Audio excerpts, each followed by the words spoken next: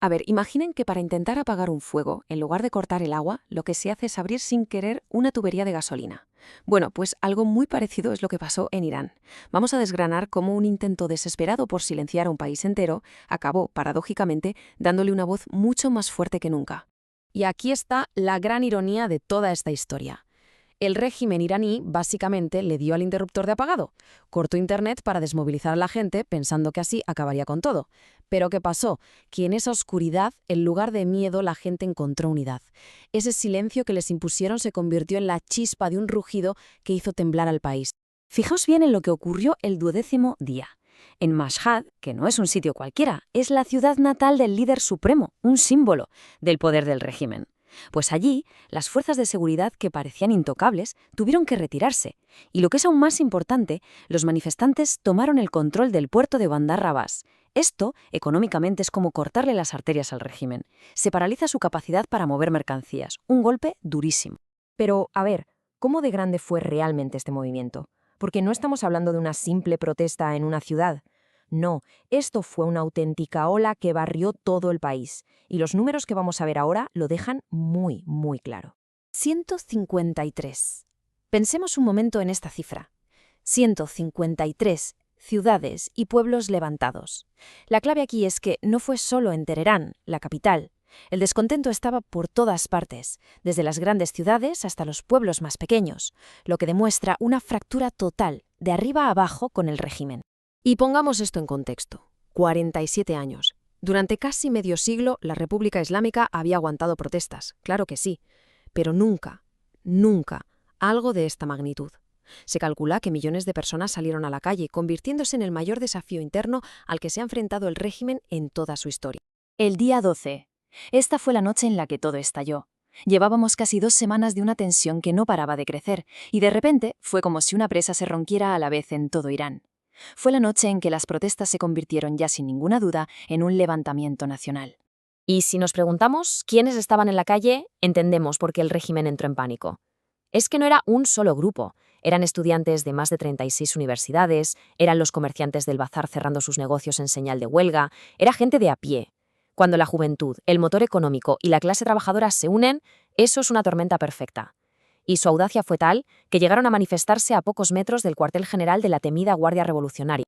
El desafío no fue solo físico, también fue simbólico, que es importantísimo. Vimos cómo derribaban estatuas de Qasem Soleimani. Para el régimen, él es un mártir, un héroe nacional. Para los manifestantes, quemar su imagen era como quemar la imagen del propio sistema opresor que los ahogaba. Claro, un régimen acorralado suele reaccionar de una forma muy predecible, con violencia.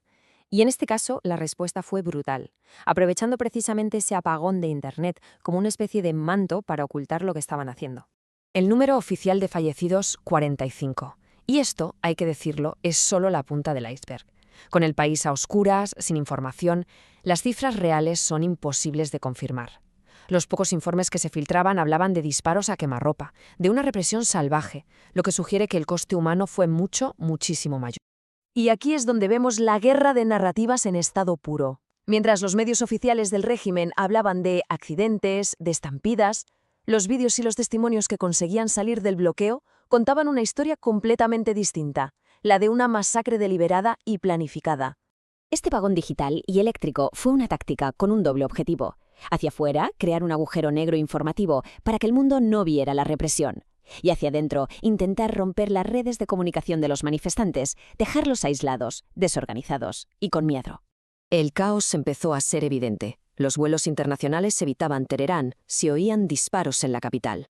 Pero quizá la señal más alarmante de todas fue esta: los informes de que altos cargos del régimen estaban sacando a sus familias del país. Cuando los de arriba empiezan a evacuar a los suyos, es porque de verdad temen que el barco se hunda.